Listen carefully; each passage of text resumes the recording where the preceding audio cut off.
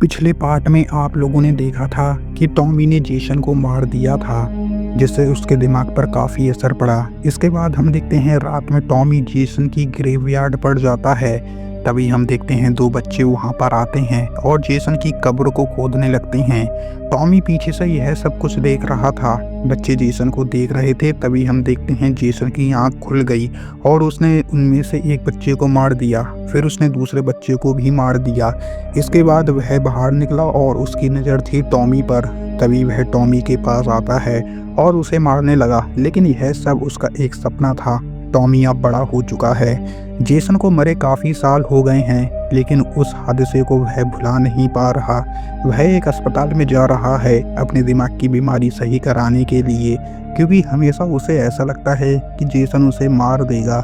वहाँ की मैनेजर पैम उसका वेलकम करती है।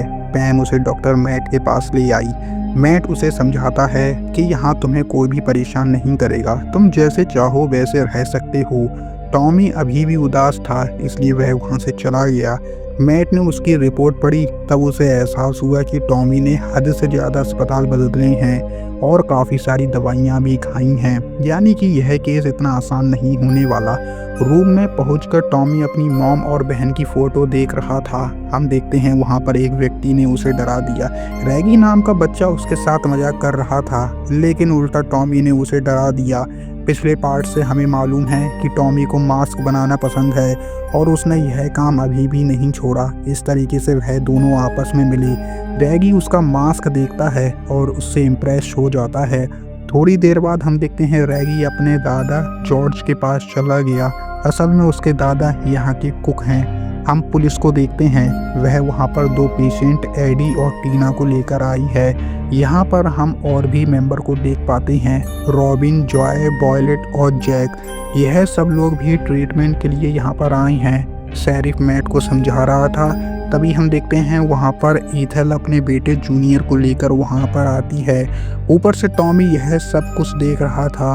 पुलिस के जाते रॉबिन और वॉयलेट कपड़े सुखाने लगती हैं। तभी हम देखते हैं जॉय उनकी मदद करते गलती से वह उनके कपड़े गंदे कर देता है, इसलिए वह दोनों उसे वहाँ से चले जाने के लिए कहती हैं। जॉय बिग की मदद करना चाहता था, लेकिन वह मदद नहीं मानता।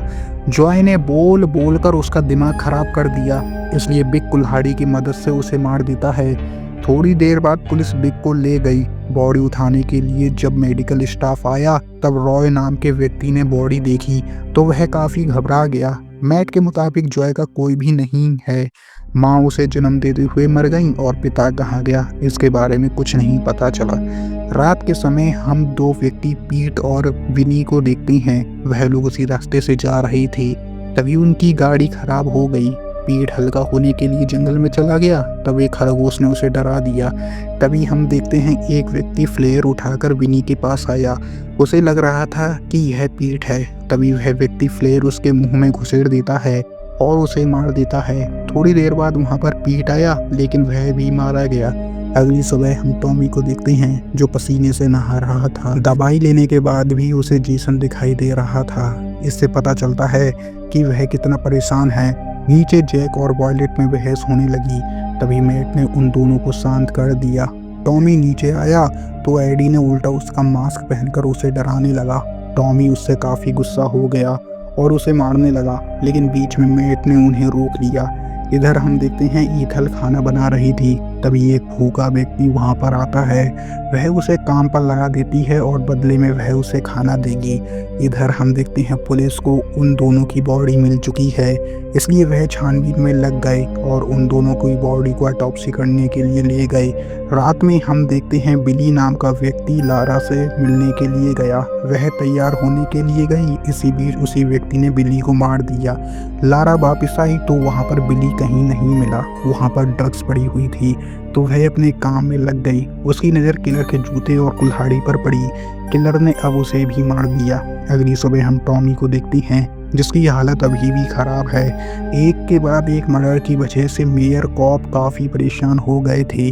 वह शेरिफ को डांटने लगते हैं कि एक छोटा सा टाउन भी उससे नहीं संभाला जा रहा।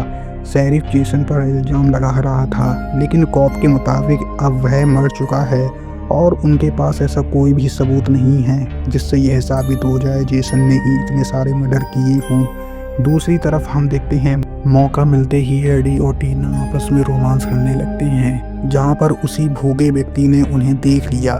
इससे पहले वह किसी को बता पाता, हम देखते हैं किलर ने उसे भी मार दिया।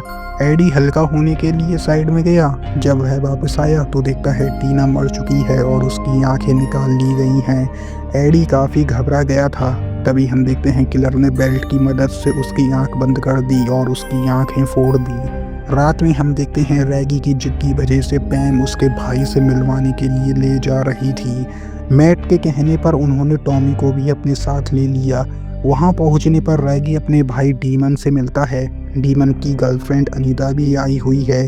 रैगी पैम से उन्हें मिलवाता है। दूसरी तरफ हम देखते हैं जूनियर टॉमी से पंगे लेने के लिए गया है। टॉमी ने उसे अच्छा सबक सिखाया। पैम के रोकने पर टॉमी गुस्से में चिल्लाता हुआ वहां से चला गया, इसलिए पैम और रैगी को भी निकलना पड़ा। तभी हम देखते हैं डीमन के पेट में कुछ गड़बड़ होने लगती है, इसलिए वह वहां से चला गया। थोड़ी देर बाद जब वह वापस आया तो वहां पर वह अनीता की लाश को देखता है। यह सब देखकर वह काफी डर चुका था। किलर ने पहले उसके पैर पर हमला किया और बाद में एक रॉड उसके सीने में घुसेड़कर उसे मार दिया।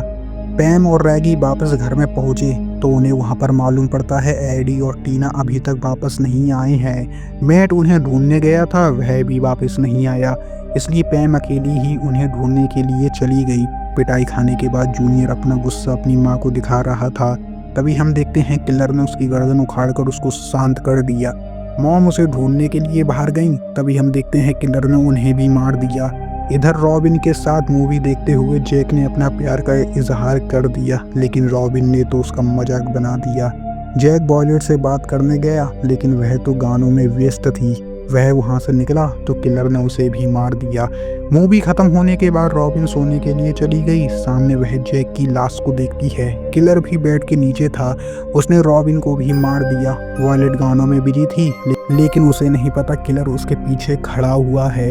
उसके पीछे मुड़ते ही किलर ने उसको भी मार दिया।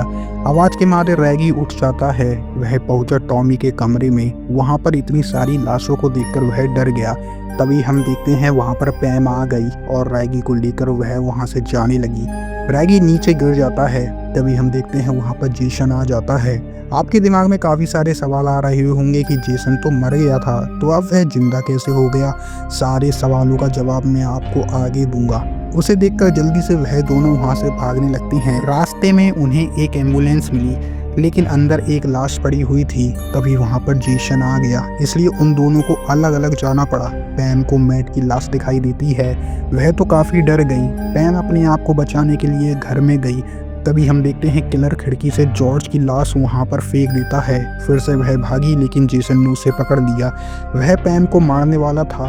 तभी हम देखते हैं रैगी ने ट्रैक्टर की मदद से उसे ठोकर मार दी। दोनों उसे चेक कर रहे थे, लेकिन जेसन ने रैगी को पकड़ लिया। कैसे भी करके उसने अपना पैर छुड़ाया और वह दोनों वहां से जाने लगे। जेसन भी उनके पीछे लगा हुआ था। हम देखते हैं पैम ने चेन सॉ की मदद से उसका हाथ काट डाला, लेकिन अचानक से चेन सॉ बंद हो गई, इसलिए वह वहां से भागने लगी। तभी हम देखते हैं वहां पर टॉमी पहुंच जाता है। टॉमी को लगा कि यह भी उसके दिमाग की एक उपज है, लेकिन जेसन ने उसे मारा, जिससे यह कंफर्म हो गया कि जेसन सच में यहाँ पर मौजूद है। जेसन उसे मार पाता। तभी हम देखते हैं टॉमी ने अपना चाकू निकाला और उसके पैर पर हमला किया।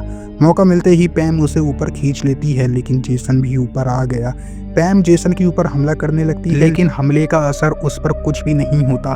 पैम की नज़र नीचे पड़ती है। फिर उसे एक आइडिया आया। जेसन को किनारे लाकर वह लोग उसे सिर्फ नीचे फेंक देते हैं। हिम्मत करके दोनों नीचे देखने की कोशिश करते हैं, लेकिन वह तो लटका हुआ था। जेसन ने रैगी को पकड़ लिया था। हिम्मत करके टॉमी ने उसको नीचे गिरा दिया। इसके बाद हम उसकी शक्ल देखते हैं। असल में वह है पैरामेडिक रॉय, यानी कि अभी तक उसने जेसन का रूप लेकर सभी को मारा। और आपको जवाब भी मिल गया होगा कि जेसन इस सब में शामिल नहीं है, क्योंकि पिछले पार्ट में ही वह मर चुका है। लेकिन क्या वह सच में मर चुका है, यह तो मैं आपको आने वाली मूवी में बताऊंगा। सबसे बड़ा सवाल यह है, रॉय यह सब कुछ क्यों कर रहा था। तो तो इसका जवाब शैरिफ पैम को बताता है कि रॉय जॉय का फादर है। जी हाँ, वही जॉय जो विक ने उसे मारा था और वह वहाँ पर अनाथ बनकर रह रहा था। बेटी की मौत की वजह से उसने सभी को मारना सही समझा, इसलिए वह जेसन का रूप लेकर सभी को मारने लगा ताकि इस सब का जिम्मा जेसन के ऊपर जाए। इसके बाद पैम टॉमी से मिलने के लिए जाता है। हम देखते हैं टॉमी ने पैम को मार दिया।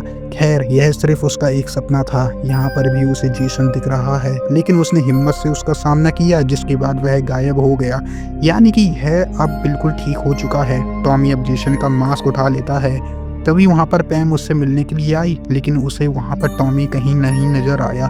उसे लगा शायद टॉमी चला गया होगा, लेकिन असल में वह तो उसके पीछे था। चाकू लेकर वह उसके पास आया और इसी के साथ हमारी मूवी यहीं पर ख़त्म हो गई। आई होप गाइस आपको मूवी पसंद आई होगी। मूवी पसंद आई हो तो वीडियो को लाइक करना, चैनल पे नए हो तो सब्सक्राइब करना।